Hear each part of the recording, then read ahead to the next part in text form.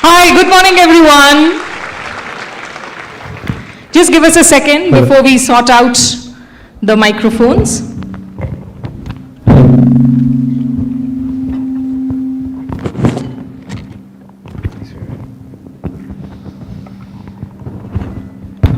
Good? Yeah, thanks.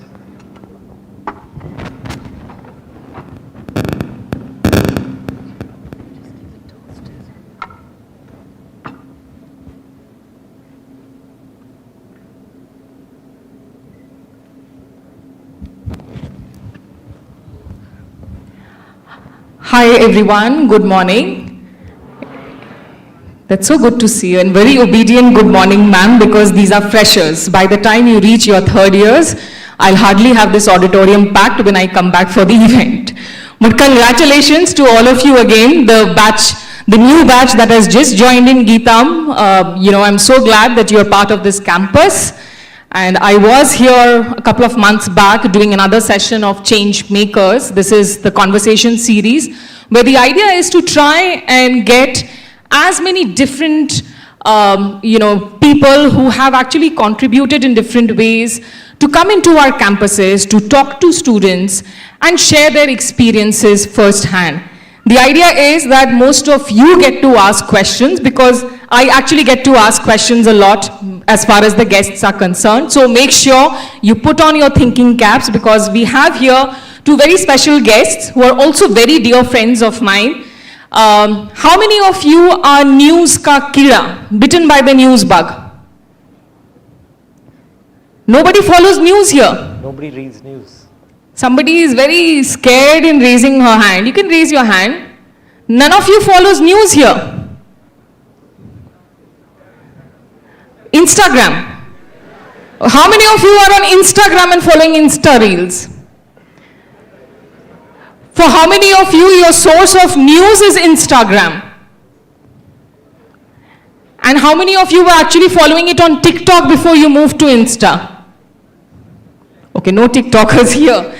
So let me introduce the guests here today. I have Dhanya Rajendran. She is a very celebrated journalist who is the co-founder, the editor-in-chief of the News Minute. It was one of the first digital outlets that actually started catering full-time to news to all the 5 southern states. So far you've had national news media with 1 or 2 bulletins, slots, half an hour of segments focusing on southern India. But here you had a complete stream of news coming in from every nook and corner of southern India. Before she joined the News Minute, of course, Dhanya had started off as a rookie reporter. She was also with the New Indian Express briefly. She's a student of the Asian College of Journalism, ACJ in Chennai. And, then she moved on to the Times Now group, where she worked as the Southern Bureau Chief, had a long stint there with an editor who at that point in time was celebrated by most of us as journalists, before, of course, he switched on to the dark side. But, and there, of course, in 2014, you saw the News Minute launch. I've known Dhanya for the last more than a decade and a half now. In fact, there was a time when the two of us would report together in Delhi. And from there to see Dhanya now, in 2018, she was actually named as the 40 under 40 entrepreneur by Forbes. She also won the Outstanding Journalist Chameli Devi Award last year. She's won the prestigious journalism awards. Let's hear a round for Dhanya, please. And with Dhanya, I have here somebody who is actually accompanying Dhanya for the first time on stage together. After a wedding. After the wedding. Before the wedding, they were not together. Vignesh, Vellore. It's interesting because when I asked Vignesh yesterday, that Vignesh send a formal CV of yours, he told me my claim to fame is being Dhanya Rajendran's husband. And when you look up on Google for Vignesh Vellore, actually that's the first thing that comes up, Dhanya Rajendran husband. But the point is that there is a lot more to Vignesh, and which we will be talking about. He had nothing to do with news till he met Dhanya. So that conversion happened only after he met Dhanya. He was, a technology student from the Queensland University. He's actually been a techie in his past life, but now he is the co-founder and the CEO for the News Minute. Thank you so much, Vignesh, for agreeing to come here and join us on Changemakers session. If I could start with you, Vignesh, because, I was very, of course, inspired while coming in here to start talking more about your own relationship with Dhanya, but I'm not going to do that because we are not going, we are going to talk about your professional careers. Tell us a little bit more about your college life, your college days. What do you recall, some of the fondest memories that you have? You have a bunch of freshers out here who perhaps will take a very different turn in the next 7-8 years compared to what they've enrolled for right now. So what are some of your fondest memories from college? So one of the biggest regrets I have is I didn't do my college in Bangalore. I always wanted to be a student in Bangalore and study here, but my parents felt that, it's better for me to just go abroad and get an education. So I left to Australia in 1997 to pursue a degree in international business and law. When I was in school, I did my 12th standard over here, and then one of the professors came and said the only two reasons that you go to college is to get your life and to get your wife. Okay, so that's. But you got neither from Australia. Yeah, I got neither from Australia. So education is not just about college and stuff like that. There's a lot of things that you can do when you are in college, not just the studying part. The good thing for me when I was studying in college was I got into a lot of sports. I was playing tennis, I was playing football, squash. So that's something I really, really enjoyed. And every single time I look at a person who I feel has to join the News Minute or work in the News Minute, that's something I always ask them, right? Have you ever played a sport? Have you ever played a team sport? And any person who's played a team sport is something I actually feel, is a person who can handle challenges, who's used to failures, who feels that they have the potential to say that, okay, you can lose this time, but you always have the ability to rise up and, win the next time. So these are some of the characters that I always see. See, education is a very important part of life. My grandfather always said that you can be a taxi driver, but the first thing that you should do is you get a degree and then you become a taxi driver. Okay, so education obviously helps and has helped me a lot at least. There are a lot of things that I used to say the same thing, right? My 12-year-old son comes to me and says, what is the point of education? There's no point in maths, People just learn how to speak English. Why do you have to do an English language exam for that? A lot of points that he keeps raising, all the things like that. I don't have answers for these things, but I genuinely believe that getting a degree, helps you put your, feet on the ground. There's a lot of things that you learn in your college life. There's a lot of things that you will apply later down in line. I mean, I still, use the fundamentals and the basics of what I studied in college and stuff like that. I mean, negotiation tactics always, help when you're in college. I mean, it's been a long time. I graduated in 2000, so it's been like, 23 years now. So, but... you are a different generation now altogether. But Vignesh, did you actually choose the field of education that you wanted to do, or was it something that your parents sort of asked you to choose? No, I mean, I was very clear that I would not do engineering because that's something that I was not very keen on. I wanted to be a doctor. I was very keen on pursuing medicine, but my uncle is a doctor, and then he came and said that, you cannot become a doctor because you keep studying for the rest of your life. So the only other things which were left was, I was very keen on doing advertising. So I went into, when I joined college, I went into the marketing stream. But within the first year, I genuinely liked, the legal courses which I was taking, and then I moved on into international business and law. So, no, my parents had no thing, they just wanted a degree. They wanted some paper that they could show everybody in the family saying that, hey, see, you've graduated. So that's the only thing, yeah. The ones who are pursuing medical, please don't feel discouraged. If it's a choice that you've made, give it your best. Dhanya, what about you? You, of course, spent your childhood, you were born in Palakkad in Kerala. So, how was your college like? And these were the days when apples and blackberries were actually fruits. They were not gadgets. We were born in simpler days. So what are yours, some of the fondest memories from your college days, or the best phase that you enjoyed actually? So when Vignesh was speaking, I was wondering, what? he thinks about people playing sports when they join the news minute, because then I shouldn't be the editor-in-chief because I've never even run 50 meters. Like, me and sports have absolutely nothing to do with each other. Therefore, I disagree with him. You can be a really good team player and lead a team even if you don't have anything to do with sports. So I'm one of those examples. But you were part of a drama team. But that doesn't matter. You said sports. So it's not we're sports, just like but it could be excluding any sports from this extracurricular conversation. See, that is how diverse and inclusive the News Minute room is. So, I don't mean sports, I mean any team. see, now he's just like, Extracurricular. but anyway, Come on, Vignesh, you cannot give up at this point in No, time just because. I never did drama and all that. You know, she's the drama person in the. so my college life is very different from, I don't know if, is anybody from Kerala or West Bengal here? Kerala, I can see one hand there, one Only hand one. here. Okay, so I Yeah, studied one more hand here. in Palakkad in Kerala, where I studied in a government college. So politics was a daily routine of our lives. We had very strong student associations in college. I think almost 5 years of my college went in strikes, and so dissent was a big part of my life while in college, which is one thing that I don't like when I visit colleges these days. Students are just made to listen, to agree. And I find that really problematic. That, you know, right from your, sometimes I think I'm the worst guest to call to speak to freshers. But I feel that from your first year in college, it doesn't matter. If you disagree with something, you have to voice it.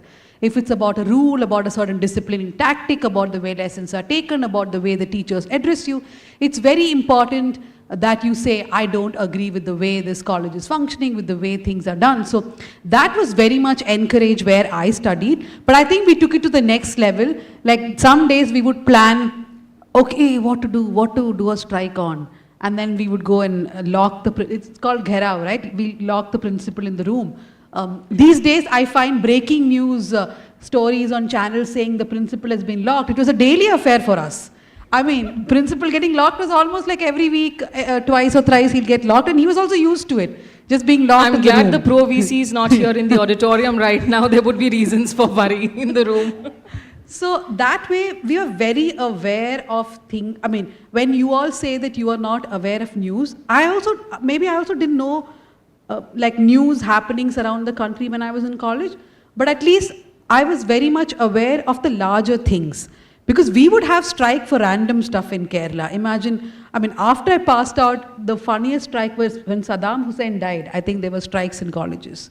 No. When Pluto was When Pluto was disqualified as a planet, there were school and college strikes in Kerala. So there are different things for which, so people are aware of what's happening around them, and they have a very strong opinion, whether you agree with that or not.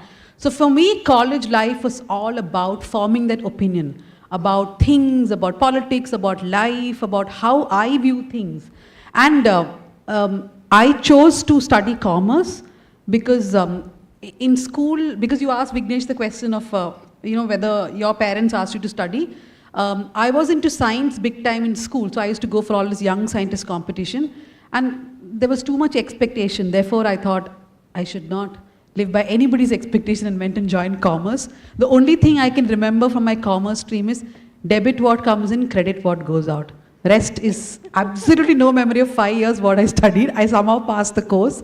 Then I thought what to do next. So I knew that I should do something to do with people, to tell other people's stories. And by the time I was in college, I was anchoring TV programs. Like, there used to be this Chitrahar program where the top 10 songs will come and there'll be an anchor who will introduce the songs. I was one of those people.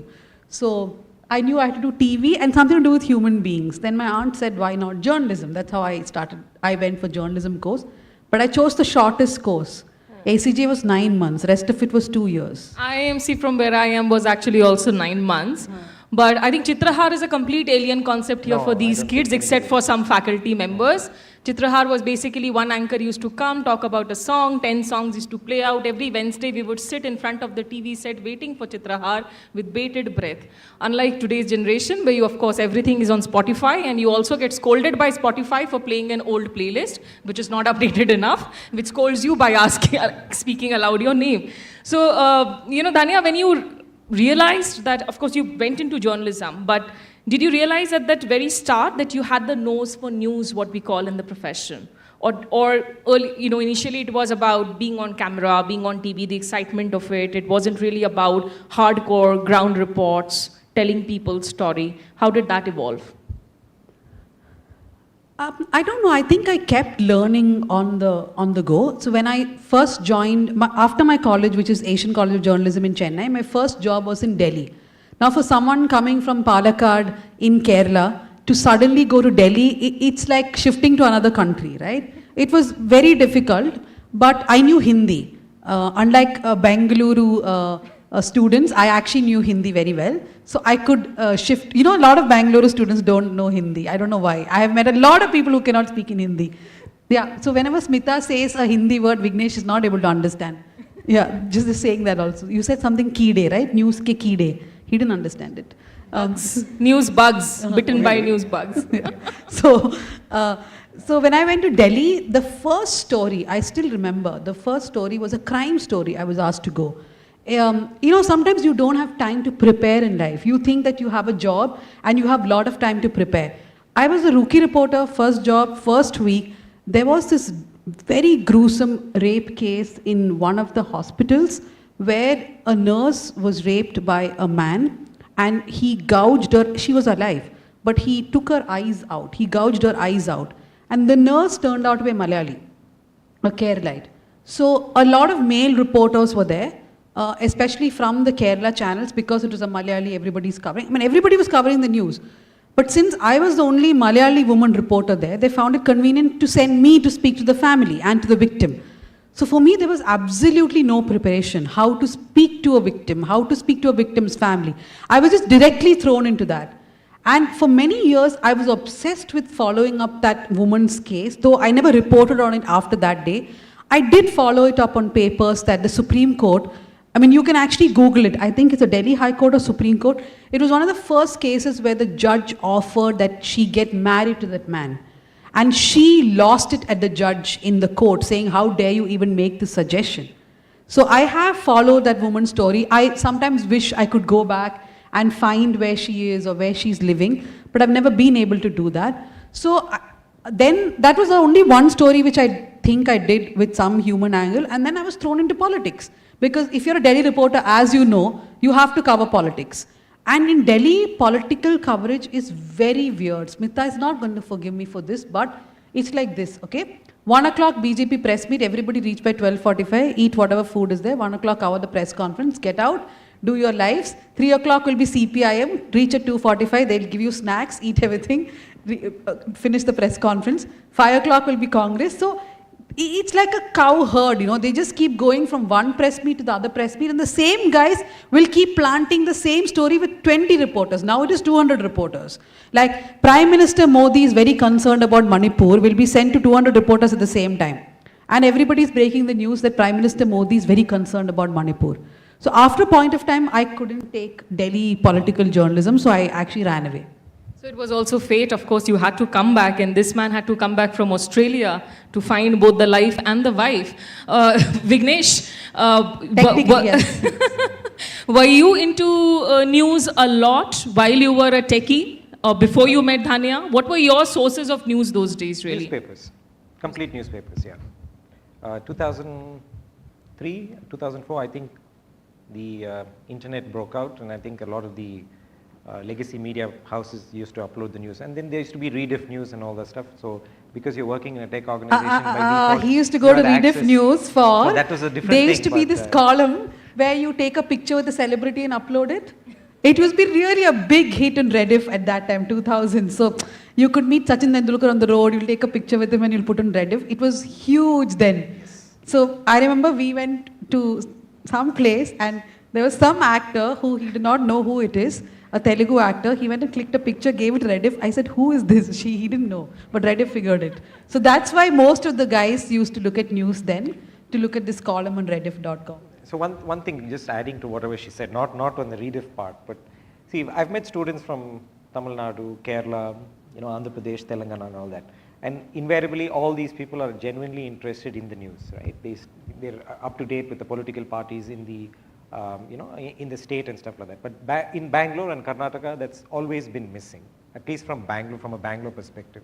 So that's when you asked also that, people generally don't get to, I don't know whether it's a reading thing or an awareness thing, but I was also like that.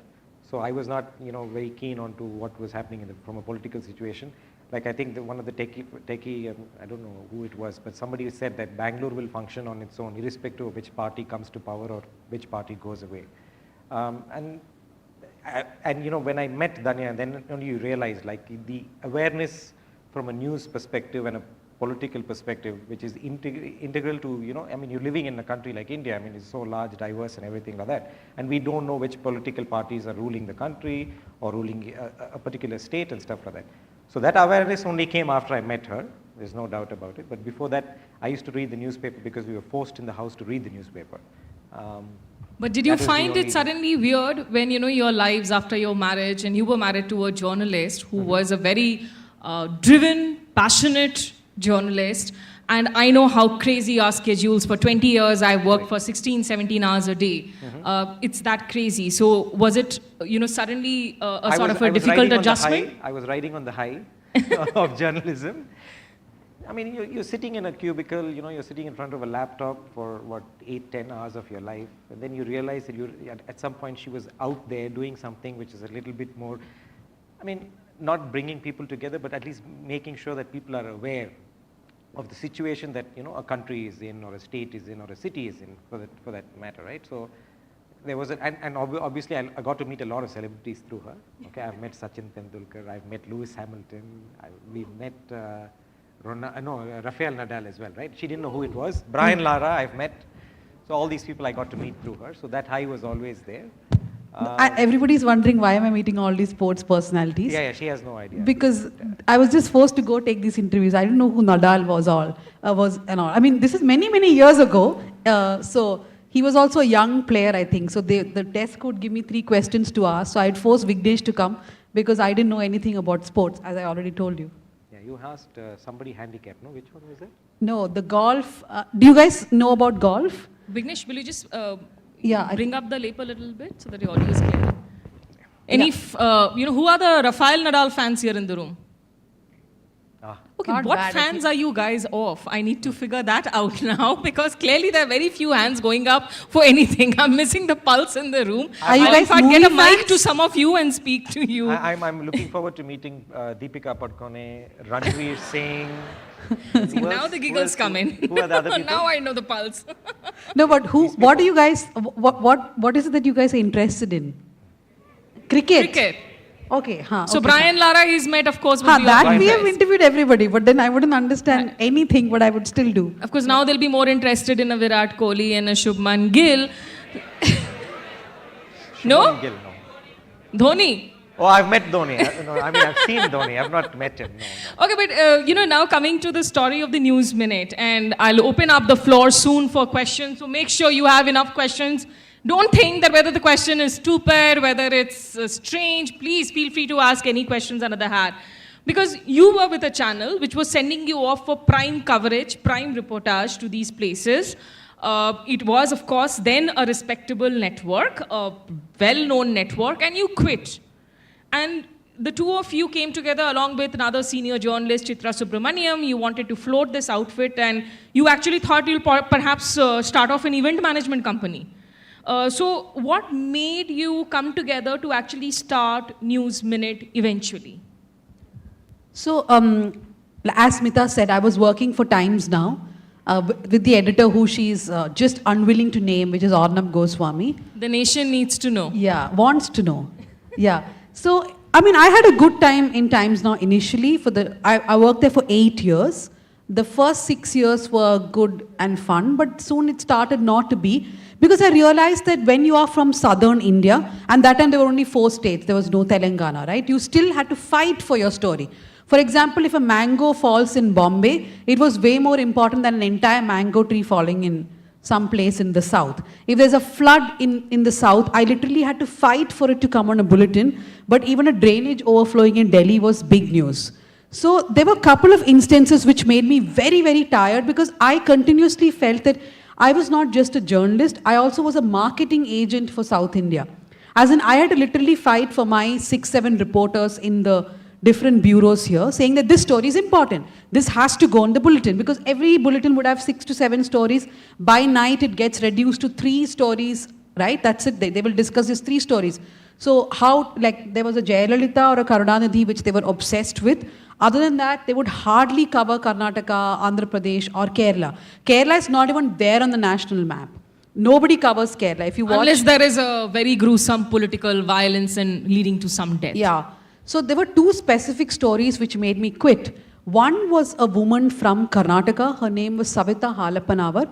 Savita was a nurse in Ireland and she died. She died because she had a very dangerous pregnancy, and Ireland is a country which follows the Christian law and it does not allow abortion. No matter how dangerous a situation the mother is in, Ireland does not allow abortion. And when Savita Halappanavar died, it was only after a few days that we got to know about her death because her husband spoke about it.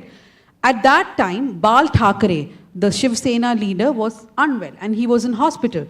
So I'm continuously telling people in my desk that this is a very important story. There are protests happening in Ireland because of the death of a woman from India. And I have the family's interview, we have to put it.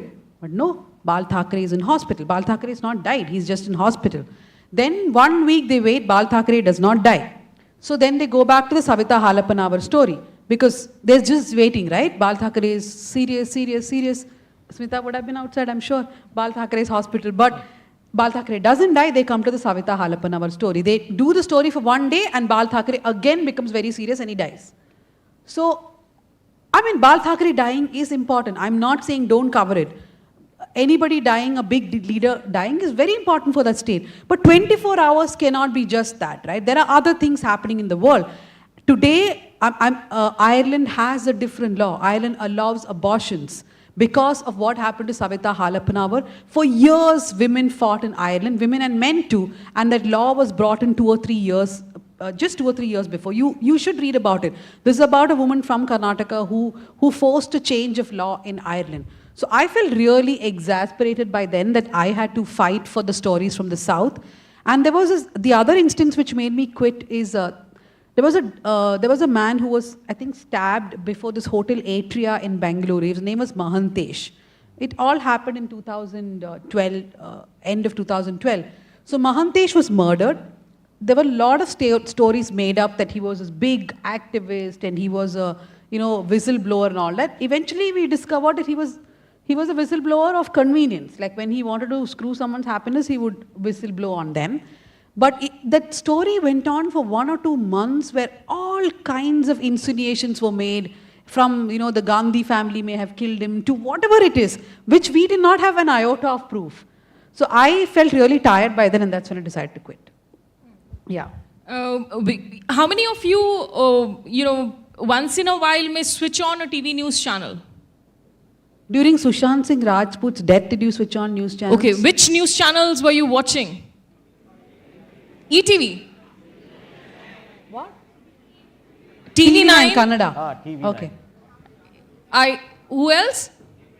Z24. Ooh. Can I have some mics in the audio, please? Z20. Did people say TV9 Kannada? Telugu? Okay. Telugu. Where are the mics here? Just somebody, would you like to take the mic and tell me why were you watching that news channel and not anybody else? Anybody, just take the mic, tell us. I think they said NDTV. Yeah. Somebody said NDTV. Yeah, somebody is raising the hand, waving the hand there on the back seats. Tell us, why did you choose one particular channel over the other channels? E24. Why?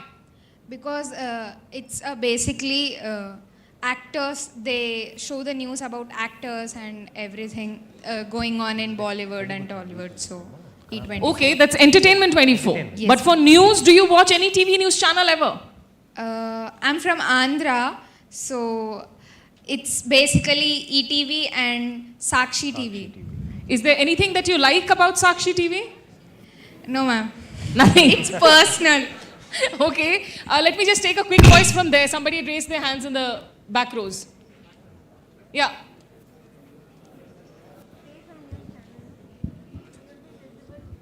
Can you just stand up, please? Yeah. Public TV Kannada and Republic India. Republic India. Why would you watch Republic India? Madam, basically I am a nationalist Okay. and I don't like the sold media. Thank you. Okay. No more questions. Okay. Chalo. We'll. You know, soul media is one which actually stops asking questions where you need to ask questions to those in positions of authority and power. Coming back to the News Minute, Vignesh, we are looking at different generations coming up now who are not watching traditional news media. Whether it is Loud, whether it is Polite, whether it is a Republic, whether it's an NDTV. The crowds are fewer. So what did you think would be the News Minute's niche when you launched? Were you confident about it, that it would actually continue for these many years and reach a point where you could disseminate information in a different way? So I think in 2013 is when we started discussing with Chitra Subramanian, who was the other founder of the News Minute as well. And then we said we have to put something together. And because she already was from the news space, we decided that probably this is the best. I would have started some other tech company or something like that. But the clarity was there that I had to leave my organization and start something. And Dhanya also was very clear that she has to start something. So she wanted to start a event planning for specialized birthdays. What is that one? Specialized birthdays. So she used to cater to different birthday parties for kids and stuff like that. So she wanted to take that up as a career. So then we said we'll start the news organization and when we'll do it for a year and then we'll take it from there. So initially we started as an aggregator. So we were not publishing our own news. We would take the news articles from different websites which were focusing on the South or writing or reporting on the South and then publishing it. I think within 3 months, I think she came and she said, I think we need to hire our own reporters because a lot of the content a lot of the news which is happening in the South was not being reported in any of the legacy publications. So then we hired, two, 3 people, and then we said we'll start like that. We gave ourselves a time of about 1 year from then on. And then when we saw the traffic started growing for the stories that we were actually publishing on our own, I think that's when into about 2015 mid, we decided that I think this is the way forward and then we go ahead. Luckily for us, end of 2015, we were able to secure some kind of funding. And then we decided, okay, I think this niche that we've set up, which is focusing only on the South. And the advantage that we have is a lot of the people in the South also read in English, so it's a little bit easier as well, right? Otherwise, we can't run a website focusing on 4 languages, 5 different states. So then those things were at least completely clear. And then when we started deciding that, okay, there were ways that we could actually monetize this, I think by 2015, we were very set in our ways that this is the way forward. 2015-16, there was a lot of break into the video space. Everybody said pivot to video. We obviously didn't have the funds to do that, but we stuck to the text format.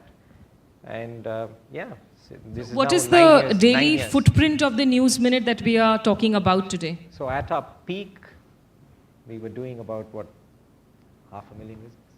500,000 visits per Daily? month. Yeah, on daily. Yeah, daily. So. That's very impressive. There's a lot of competition right now, and there's a lot of bigger people like Daily Hunt and stuff like that, which takes. There's a South traffic. First also that started, I South think. First So you which have started. competition now There's coming a lot up. of competition. Yeah, Indian Express is now focusing a lot on the South. All those things are happening, but we will find. But competition is not a concern at all. Yeah.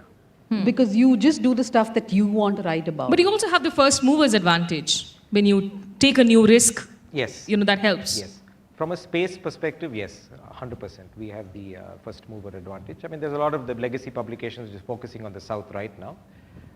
But I think we're set in our ways and people understand we get, very happy when people write to, on Twitter and stuff like that saying that everybody else can publish a story, but we'll wait for News Minute to publish it and then we'll figure out whether it's or right call or us not. sold So- media. so- Yeah, there are those, of course. and there's a lot of times that, a lot of legacy television channels, like, I don't want to give names, they print our stories and then they read it on air and then say exclusive to television and stuff like that. Yeah.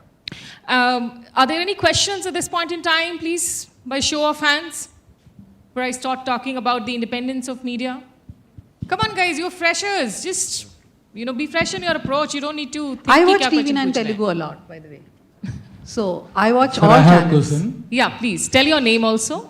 Myself, Dr. Janardhan. Okay. what is your opinion like nowadays news channels, everybody they are running behind TRP, believing the societal values. Because if you take breaking news related to some of the sensitive issues, like religion and all, where it will provocate many community people, if you continuously publish that news through breaking for days, so we can reduce that. But majorly their intention is like instead of showing the news, maybe they are going for TRPs. What is your opinion on that? That's what I want to know. Okay. I'll just take that one more question there. You have a question? Okay.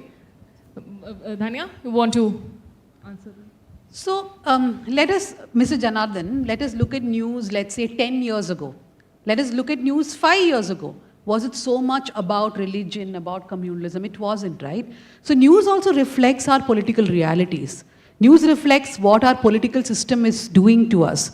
News reflects how our society is changing.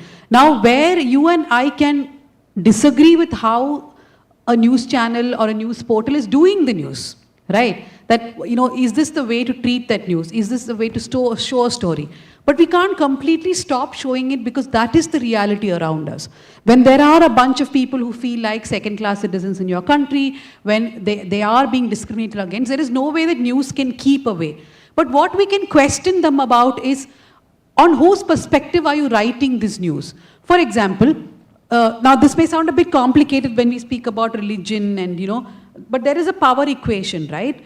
In everything that happens, there is a power equation. For example, 10 or 15 years ago, if I had reported a crime, I would have simply reported saying, okay, there is a girl who said no to a guy, so he followed her and he kills her, right? We see that a lot of times in the news, especially young women who are killed. And there was a word which used to be used in news a lot, saying jilted lover, right? The guy is a jilted lover, therefore he kills the woman. Now that itself is problematic. It doesn't matter if he's a lover, jilted or not. He's not supposed to murder the woman, that's it. So we have fought a lot so that these kind of words are not used in news. Because there is a power equation here. The man who kills has definitely more power, at least physical, to murder this woman. So in religion also when you report, I think what needs to be kept in mind is who is more powerful, which is the community, which is the political party, which is the political system which has more power. I think where news is skewed is that they are not keeping that power equation in mind and everything becomes breaking news for them. So that is dangerous, but we can't stop people from reporting this completely because that is the reality around us. I would encourage students, please, if you have questions about news, about journalism, or about anything else, okay, I have two questions here. Let's take the two young girls. Yeah. Hi ma'am, hello sir. I came to know about your platform not now, in 2020, when Geetika Mantri ma'am wrote the article about Sushant Singh Rajput. Yeah, ma'am won the Siren Award also. I'm so happy to hear that. Thank you. And I'm so obsessed into these things. So right now, many students are going into the suicidal thoughts. So what are your opinions on that? So in India, that is the issue. No many minors are attempting to the suicides. Okay. So what are the reasons onto that? Okay, what is your name? Meghna. Meghna. So the article which, how many of you followed the Sushant Singh Rathod coverage in whichever TV channel? Rajput, sorry. How many of you followed? Okay, very few. That's I don't know why, but yeah. But literally, people were living on that coverage. It went on for what, 3 months? Almost? Yeah, more than that. People were just covering it day in and day out, right? So we were not covering it that much. We would just do basic coverage as any other death of suicide that we would cover. And of course, how the ED and everybody else was misusing the case, right? So the article which she is talking about was written by my colleague Geetika Mantri. You should perhaps Google for this article. She was saying how this constant speaking about Sushant Singh Rajput's death can actually trigger people who are already suicidal. It is a very problematic coverage. There are hard guidelines for the media that you should not report on suicides beyond a point because it can also encourage copycat suicides. For example, when a Rohit Vemula dies in the Hyderabad University, what is the reason why we keep on covering it? We know that it is triggering for people, it can make people very sad, it can make people upset, But through Rohit Vemula's death, we are also questioning the problems in the system, right? But every time a student dies because they didn't get good marks or their parents shouted at them because they switched on the TV, it is very problematic. You should not cover such suicides because it can encourage other people. So what she is asking is that there are a lot of young people who go through many mental health diseases. Some feel suicidal, some have depression. I think it is important that organizations, colleges, schools start talking about mental health to children, to young people, to young adults, children, whatever it is. Because the other day in our house, our son locked the room because he had a fight with Vignesh. And Vignesh got so flustered that he broke open the door. It was a very small fight. But because we are constantly traumatized by these stories, right, of children locking inside rooms, you don't know what they will do. So it's very, very important that, I have conversations in my office. I know each and every person who has a mental health issue in my office. But we are an office of around 30 to 40 people, so we can do that. Now, a teacher here may ask, can I know the mental health issues of 2,000 people in my school or college? Yes, it is important that you know what each person is going through. Because if you do not know, then, like in my office, if there's a reporter who does not function well on a particular day, I can think that maybe they are having a bad day because of their mental health issue. So I have to give them some leeway. But that can't be used as an excuse all the time. But still, there's some leeway I have to give them, right? So it is important that the reason why big organizations, big educational institutions do not want to know about these things is because they feel that once you know what is wrong with a person, you may have to give them some excuses for their work, for their concentration, etc. But I don't think that's how the world works anymore. People are more cognizant of what is wrong with them, and therefore organizations and institutions also have to be. Can I just add that from a news perspective, World Health Organization actually has very detailed guidelines about how to cover and report on suicidal cases. Unfortunately, most of our media, and today when we talk about media, mostly people think about TV. TV is the most visible face of it, but print is a large part. There is, of course, digital independent media outlets. Most of the traditional media still struggle or still choose to ignore those guidelines, which is extremely unfortunate for whatever reasons it is, but it also stems from individual insincerity towards the issue.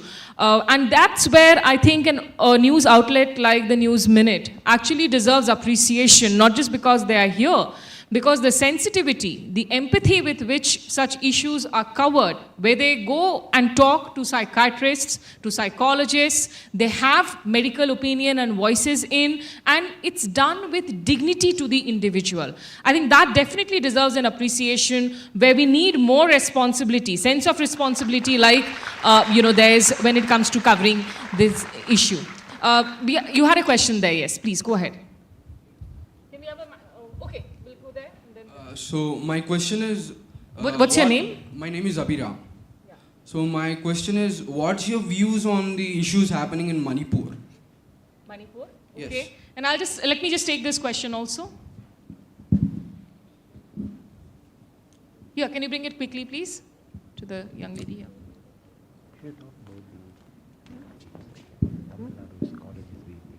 Hello sir, hello ma'am. Hi. I wanted to ask that it's been said that social media already virals the news and news reporters lags behind, like the case of Manipur. What do you think about that? Okay. Maybe the second part, do you want to go with it, Vignesh, What did first? she say? What was the question? Social media Basically, first. traditional reporters have now become reactive. They are chasing the news which is already viral on social media. What lie do you? She'll take him. What lie? See, he's a business guy, so you got to ask business stuff to him, or sports, as you know. But the first question about Manipur, see, I am not a reporter from Manipur. I've never reported in the Northeast. So what information I have is also secondary, like you are. What I read, what I consume. I'm watching a lot on Manipur. I'm reading a lot on Manipur. But I have very strong opinion on one particular thing, which is the blackout of information, both on the media and done by the government. There was an internet shutdown. In fact, we had done a story looking at how many days Manipur had internet shutdown. Can you all imagine living without internet for 42 to 45 days? Where you cannot check your WhatsApp, you cannot go to Google, you cannot even say hello to your mother or father. Can you imagine a life like that? I can see the one in the first row here, even checking the internet right now as we talk. Yeah, 45 days to go without All of you have been internet. checking it every 10 seconds in the, as we go ahead with this conversation. Yeah, so imagine people there did not have internet for 45 days. A lot of people are asking, why did the video of those two women being paraded naked and then they were raped, it came out after so many days, there should be some conspiracy theory? Nothing. It's because people had no internet. They have no access to life. Now, there are a lot of you from Andhra Pradesh and Telangana, I can understand, because some people said they watch TV9 Telugu, right? You should go check out this website called internetshutdowns.in. Andhra Pradesh and Telangana are two southern states which have had internet shutdowns. Couple of times. You should go see why. What were the reasons? Every time there's a communal violence, shut down the internet. That cannot be a solution to bringing law and order, right? Shutting down internet is your basic necessity. The Supreme Court has said it is your basic right now. The government cannot simply shut internet saying that then all problems will get solved. Did all problems get solved? People are living in relief camps today without food, proper food and water. There are people who have gone through sexual violence, through murders, families are suffering, bodies have not been found. Found bodies cannot be buried. Was everything solved because there is no internet? So the government of India wantedly has blocked information out, and the media has sort of joined hands with the government to ensure that the information doesn't come out. When the Sterlite shooting happened in Thoothukudi in Tamil Nadu, please read up about it. I think for one day there was no internet there, but immediately the reporters in Tamil Nadu objected to it. People wrote about it, and the internet was back the next day. But who is speaking on behalf of Manipur? So I do have a very strong opinion that there has been an information blockade, which is the reason why we stand at this point. About social media, breaking news first and reporters following, I completely disagree. Because yes, social media, obviously a lot of things come through social media, right? Like for example, you're walking on the road tomorrow, a building falls down here. I'm not going to be aware of it sitting in MG Road in my office. So you are that person on social media who's going to put out that picture saying that the building fell down, right? You are the first point of information. I'm not taking that away from social media or people who use social media at all. But it will require someone with expertise to come and do interviews, find out why did the building fall? Was it because the foundation was not right? Was it because it was built on slum plan? Was it because the permissions were not correct? Was it because the cement use was of bad quality, right? So the story follows. The first break anybody can do on social media, because we are all users of the internet. We all have that power on us now. But to take that story forward, you do need expertise, which comes from a journalist, from a lawyer, from so many different people. So everybody has a utility. You as a student walking down on the road, seeing a building collapse, you have a certain utility of putting that story out. I as a journalist can come in second, but I have my own utility there. But I think it's also important to remember that as citizen journalists, you do not have the resources and tools that trained or mainstream or old school journalists have to verify. Verification of any news that's going viral on social media is something where the conventional media should play a role in. Unfortunately, in a lot of places, it is failing.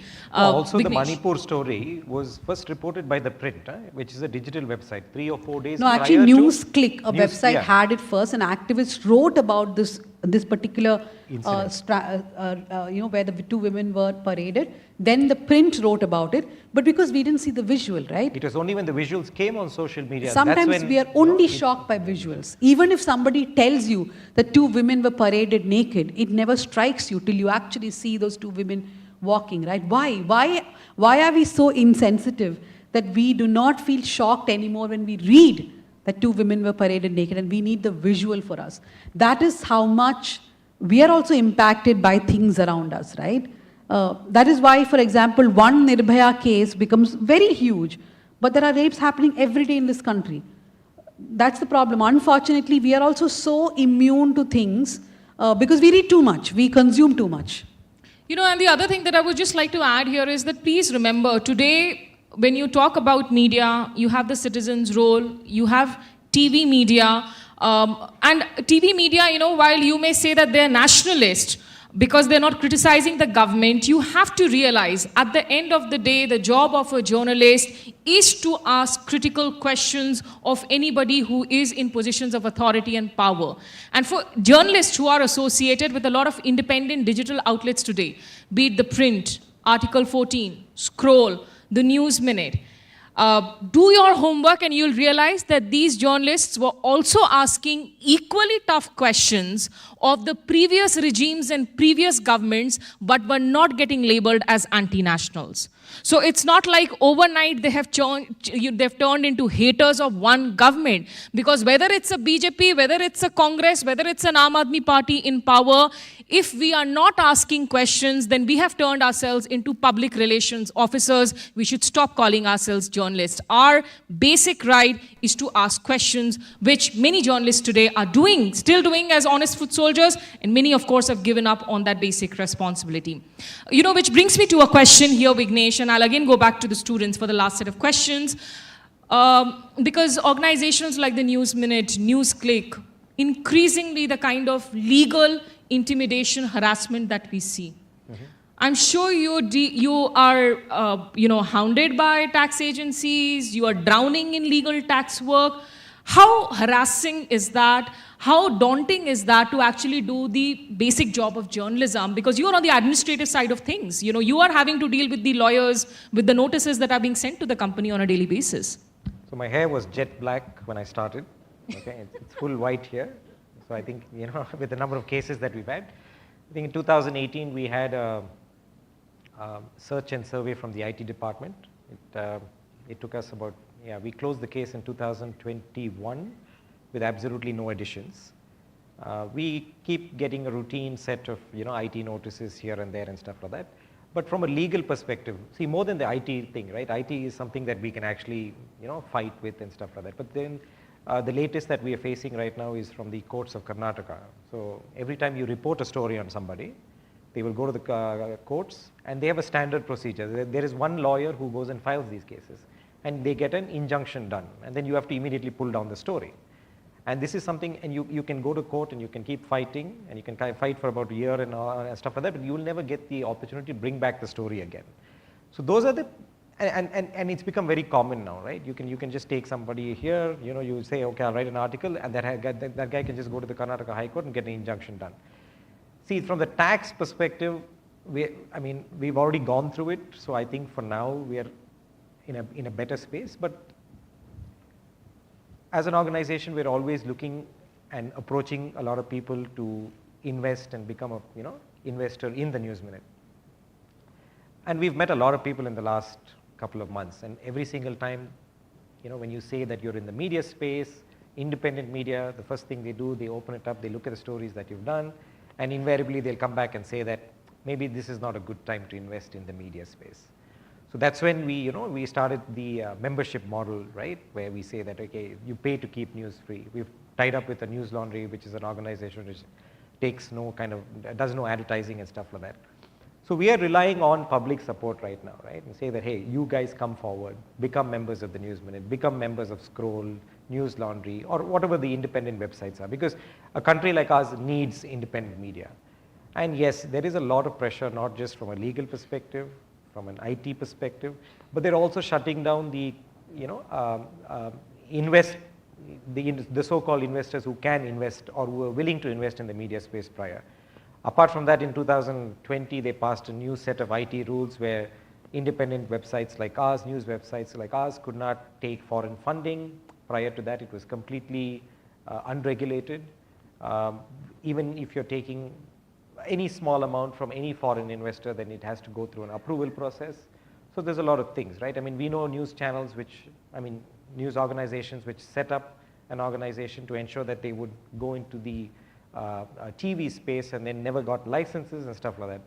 So yes, overall perspective, there's a lot of pressure, not just legally, IT and surrounding, but they've cut down a lot of the avenues that would have helped, independent media sites like ours. And survival of journalists today who are critical, who are vocal, and somebody like Dhanya, she packs a lot of punches. She minces no words. What she believes in, she stands for them, she fights for them, and she gets trolled abusively. She gets abused viciously, she gets trolled online badly, she has had to file FIRs because of spillover physical, in fact, threats as well. Does that worry you a lot, Vignesh? Do you ask her sometimes, can you just lower it, bring down the decibel? You know, as an individual. No. No. No, that's not a conversation we encourage We've at all. never had also. We've never had that conversation. My brother keeps asking me, why do you do this? Things are not going to change. Take another job. He's the only person who keeps telling me. I just want to add to what he said. When this session started, Smita asked how many of you read news, right? And very few of you. But that's okay. Your age, you don't have to read news. Why worry about all the crappy things happening in the world? But I hope in the next 2-3 years, as you pass out, you have jobs, start reading news.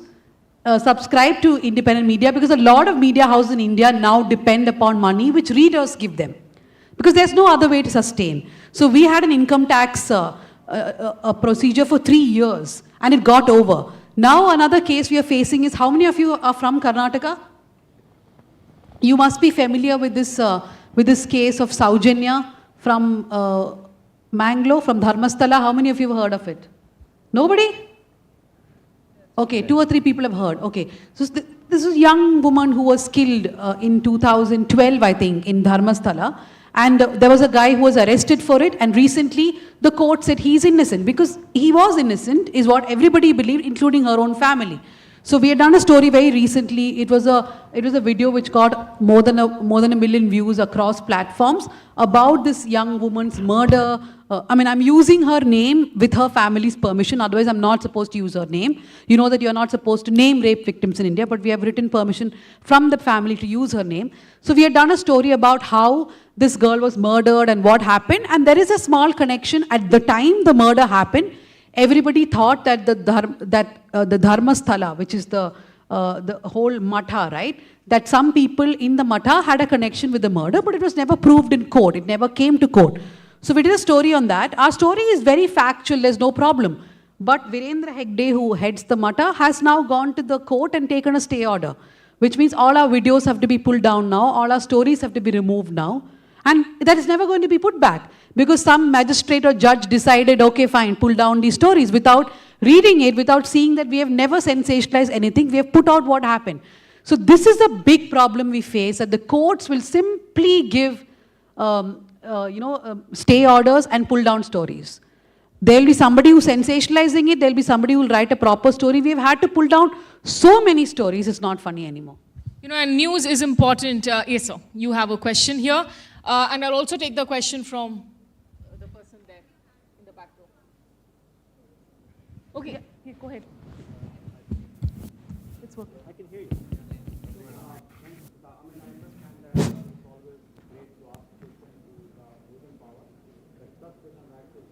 Hello, ma'am. Hello, sir. 1 second, there's a question being asked here. 1 second.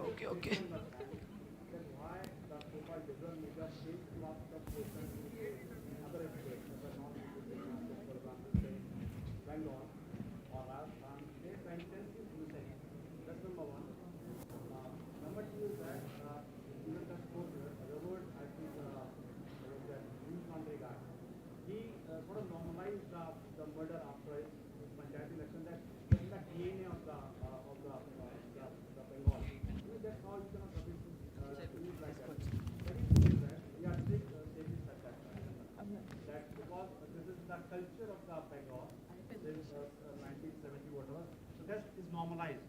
And no one asked tough question to then Mamata Banerjee and all that while it's happening, the post Panchayat election. The second part is that you would remember that Zubair, that alt guy, the so-called fact checker, he basically shared a video after Nupur Sharma and all that, which all know, right? And poor girl is hiding, cannot come out, because he just created that, there's a frenzy, Tarsanji Dura type, because he shared a sort of miffed video which is not correct. And no one is talking about that. I have seen every liberal media supporting Zubair like anything. So I think it's fault on both sides. You can keep saying, why don't you ask tough question to government? You do. I mean, how many websites like Scroll and Wire has been shut down? None. They are getting funding. They are doing a wonderful job. 1 second, yeah, 1 second. The second thing is that I see the intensity is missing. No one asked those questions to Mamata Banerjee, and Rajdeep says, oh, I will miss my Rasgulla if I ask anything. That's the level of independent so-called liberal media. I just want your views on that. Okay, I'll take this. Can I just have that, the boy who had the mic? Yeah, please go ahead, ask your question. Is the second mic working?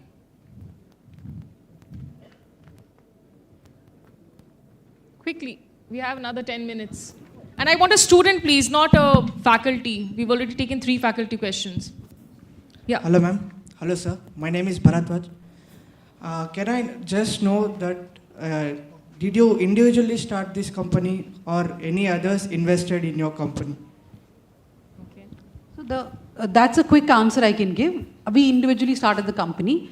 In the beginning, we used all of Vignesh's savings from his IT world and started the company. Then so he's basically a riches to rags story. And then by riches to rags and black to grey hair. Yeah. So that is his story. But after, I think 1.5 years, we got funding from Raghav Bhel, who also owns the Quint.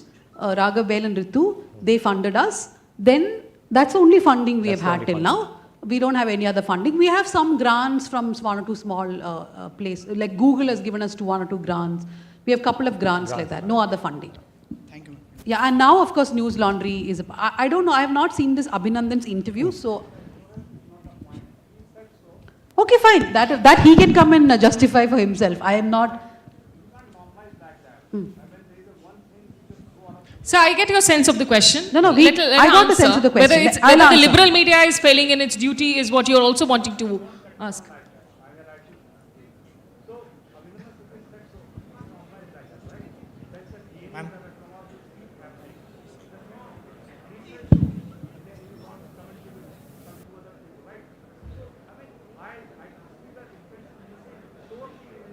Okay.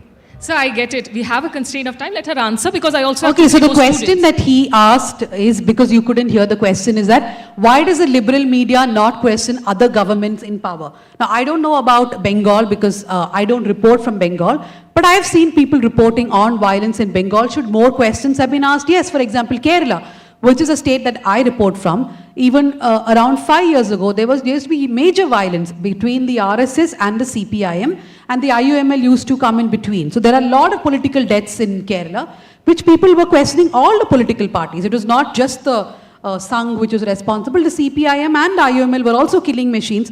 It was called the killing fields of Kannur or whatever, and people used to do a lot of stories.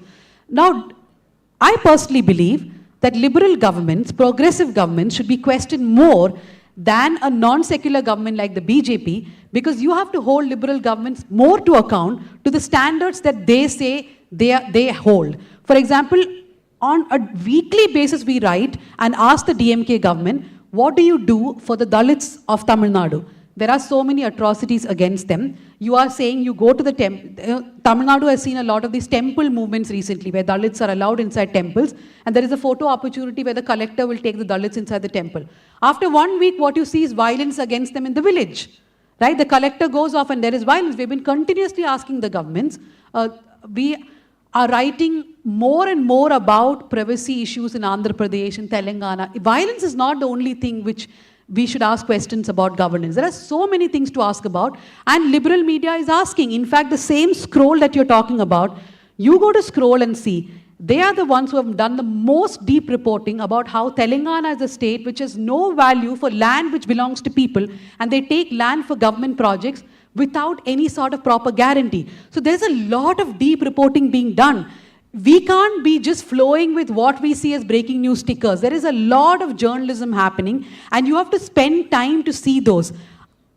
For example, me, Smita, when I was a reporter before 2014, I have reported the most on 2G scam because I worked out of Chennai. I have written a lot about Tatra scam, about so many scams. At that time, the same people wouldn't call me anti-national, including people in my family. The same people wouldn't ask me, why are you against the government? Why don't you also ask against this government, that government, etc. So we have done the job before 2014. We continue to do the job after 2014. Yes, I am not disagreeing with the fact that there are some progressive governments which are not getting enough flack as they should. I believe the TMC should be criticized more. I believe the DMK, the CPIM, the YSRCP, the TRS, BRS now should be criticized more. I am not disagreeing with that at all. I do think there should be more scrutiny of their work. But to say there is absolute no scrutiny is not right. There is a lot of good work being done. I think Kerala media is really holding Pinarayi Vijayan accountable Exactly, for to the extent that CPIM for is the kind of boycotting them now. clampdown that he's doing on media itself. Exactly. They're really speaking out, and before 2014 was a different era when we actually could ask any question under the sun to the previous prime ministers. We've not had a prime ministerial press conference in 9 years in the world's largest democracy, which should be a problem for any society because we take pride in being a democracy. That is our strength. Yeah, please go ahead. Hi, my name is Bharti. For a student or a youth, news is important or a current affairs is important. How does it help for the career? And let me just take one question from here. Myself, Akil. I want to know the doubt of how will be the life after the 10 years as the technology is growing nowadays. And how will, maybe he's asking about AI impacting newsrooms and reporters. Yes, thank you. Is AI snatching jobs? No, Not yet. Not yet. But Not apparently for people are reporters. using it quite a bit. Yeah, maybe for communications, from a media perspective, for organizations, yes, but not from news. I don't think they can. See, AI can only take past data and then interpret it and then write it, right? You can't go take a breaking story. It cannot predict something which is... I mean, you can use it for good, clean English maybe, That's but about then it. you still have to give the inputs, right? But I hear a lot of my friends who are in the communications, advertising, etc., they use chat GPT a lot, like even to send a mail. I mean, they're like, I want to send a mail to my teacher that I'm on leave today. It can now be apparently sent by chat GPT. So you all have your lives cut out very smooth. My son is starting to talk about chat GPT, which is very, very scary. Already he does not even know how to read time. He says, Alexa, what is the time? There's a clock right there, he doesn't look at it. Alexa, the only thing Alexa does in our house is, what is the time? Alexa will one day just run away. About news and current affairs, I don't both know. are the same. Both are the same. But I don't think you have to know every, like for example, yesterday DK Shivkumar, who is the Deputy Chief Minister of Karnataka, said that there is not money for development this year because we have too many guarantees to give. Then there was a CLP meeting in the evening. Do you have to know all that? I don't know. I don't think so because... But you have to know the larger things happening, right? That there was an election, that this is the party which won, that why is there a conversation about communalism, why is there a conversation about women's rights, about gender, about LGBTQ communities. These are things that you should be aware of. Those are things that you should know, what is happening, what is not happening. The larger issues everybody should know. For example, one of the biggest debates happening in India now, there are two debates. One is the marriages, we don't call it same-sex marriages in the News Minute, we call it equality marriages, which is man wanting to marry a man, woman wanting to marry a woman, whatever is their gender and sexuality. There is a case going on in the Supreme Court, the judgment is about to come, that impacts each one of you, right? Each one of our lives. So that is something that you should know about. The second big thing which is being talked about is, should reservation be given for Dalit Christians and Dalit Muslims? These are people who left Hinduism, but the caste still continues in Christianity and Islam. Therefore, should they also be given reservations? There's a huge debate going on in India. These are things which will impact all of us. So you don't have to know every small thing which is happening because you don't have time and there is a life ahead for you to do all that. But you can know the bigger things. Can I just also advise that also don't get into the habit of forming an opinion based on 140 characters of every tweet. Yes. You know, most people tend to form an opinion. Headlines are often meant to be clickbaiters. Without reading a copy, when you form an opinion about a story, it is problematic. You are young. So try and avoid that. If you really want to form an opinion, make sure you not just read that one article, but you also go to one or two more alternate spaces and read the alternate versions on it. But definitely don't form an opinion based on just a tweet that you see. No, and even movies, like because all of you follow movies, you know what Samantha's doing today. But when you read about Samantha, also read about what is an autoimmune disease, right? Because she has an autoimmune disease. So everything should make you curious. Even if you read about movies, that is fine. I mean, I don't think it is beneath or above that people are interested in cinema or people are interested in pop culture.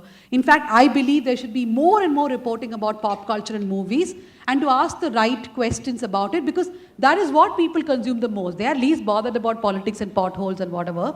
They are more bothered about pop culture and movies and it's fine. Which is also why your movies are trying to send you messages, right?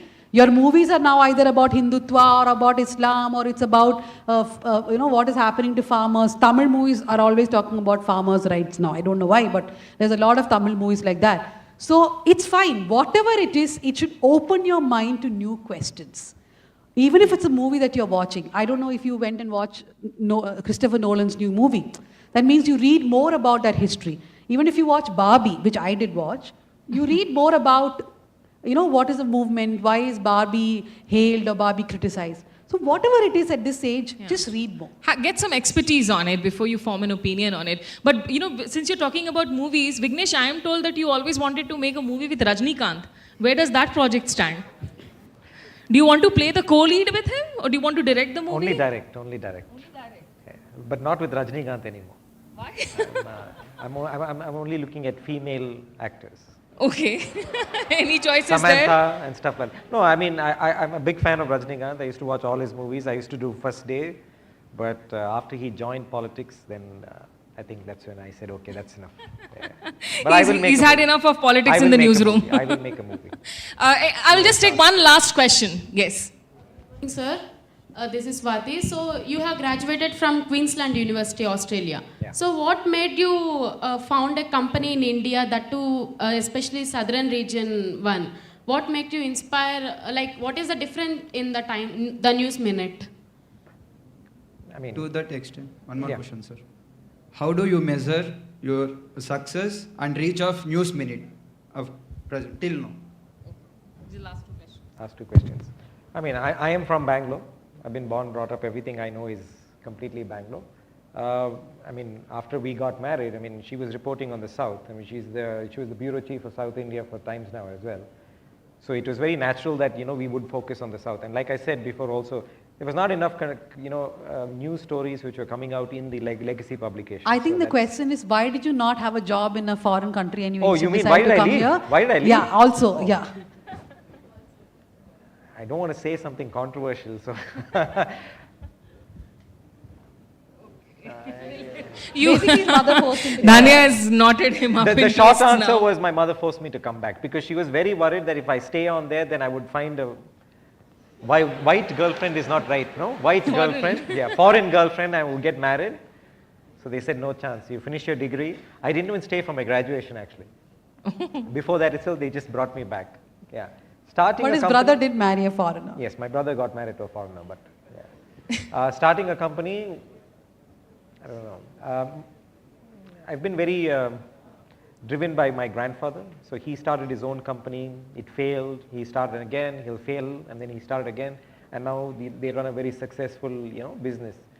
I used to sit with him and then I listened to a lot of the stories. He was not educated, I think his highest education was in first standard or second standard.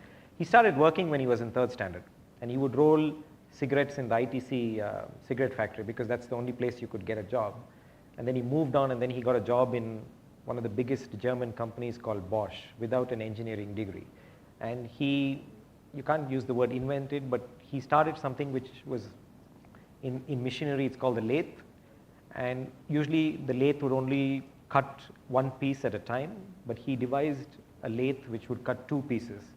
And the German engineers were just completely fascinated. So I was, brought up when I was very young. He would tell me all these stories, and somewhere down the line, I was inspired to say that, okay, I should start something on my own. The other thing is also that you want to leave some kind of a legacy, right? You want your kid to look up at you and say that, hey, my father was working in a tech industry against my dad started something. May have failed, but he at least started. The other thing is the wife didn't have any money. Wife wanted to start something, clearly no money. But our son is like, the other day we had to go to the police station because somebody gave a police complaint against me saying I'm a jihadi. So I had to go to the police station, and both of us went and we came back, and our son is playing the video game and he's like, you didn't get arrested. That's it. He had no other question for us. So I think the legacy we leave behind is also fearlessness. I hope, yeah.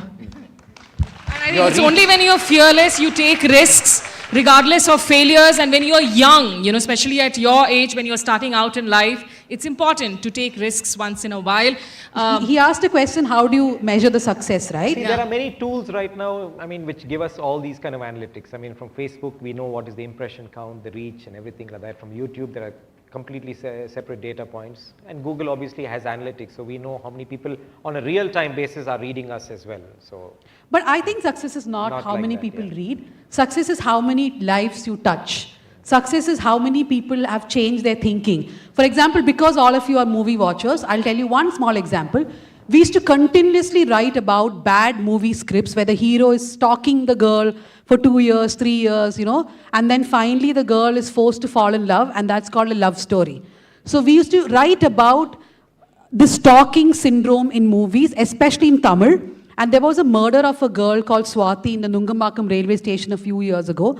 When we really wrote a lot about these movies, one superstar's wife called me and said, we really take it very seriously. From now on, he won't do any movies very stalking women. He used to be a master stalker in movies, and today he does not do any stalking movies. So I think those are the kind of impacts that you leave. Even if 5 people read your news, it doesn't matter. Who does it touch? Who it doesn't make a difference? And I think that way, the News Minute will leave some sort of a legacy that it did make people sit up and know news about South India, that I no longer have to be a marketing agent for the South, that the stories from here do reach people. And for all of you, the new batch, because many of you are from humanities, from language studies, if any of you wants to go into journalism, into storytelling, always remember, I think what will define your storytelling, what will define your journalism will be empathy and sympathy. If you're not able to listen to what others have to say and process it with empathy, you will never be able to tell a story genuinely. As I end this conversation, Dhanya, I had a complaint from Vignesh. He says that he really wants to do videos and editorials for the News Minute. You've been stopping him from doing that and making sure that he only handles the business side. Will you let him be a reporter on the field in the next few months? No. Why? I had one experience with him in Times Now. Basically, there was a cricket there was a press meet happening, and I was too tired that day. I had finished some reporting and came. I told him to go instead of me as a reporter. And then what happened is he went. It was Sachin Tendulkar's 35th birthday, I think. So he calls me, says, I got Tendulkar's interview. So I said, whatever, and I cut the call. Then he calls back and says, but I got Tendulkar's interview.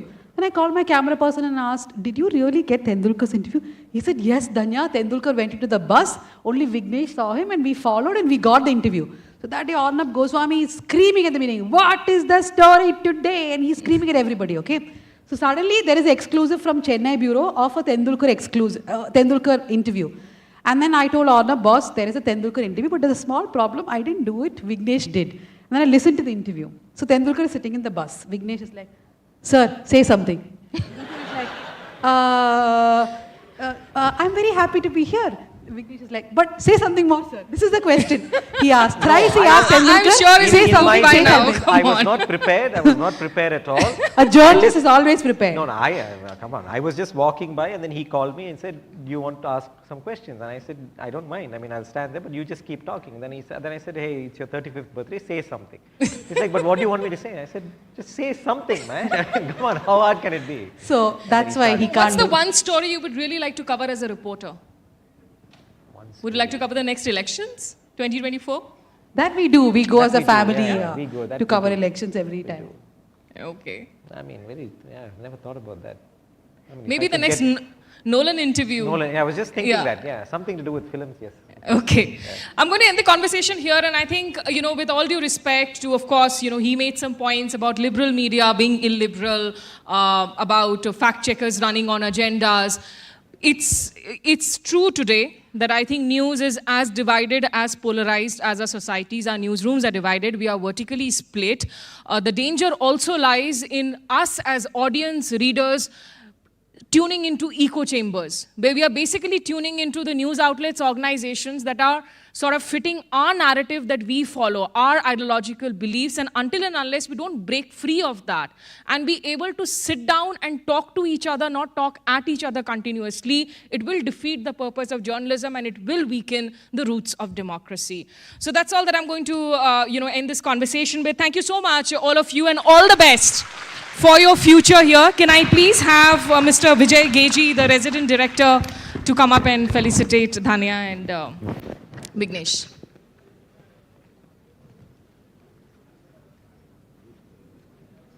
I know, we have to...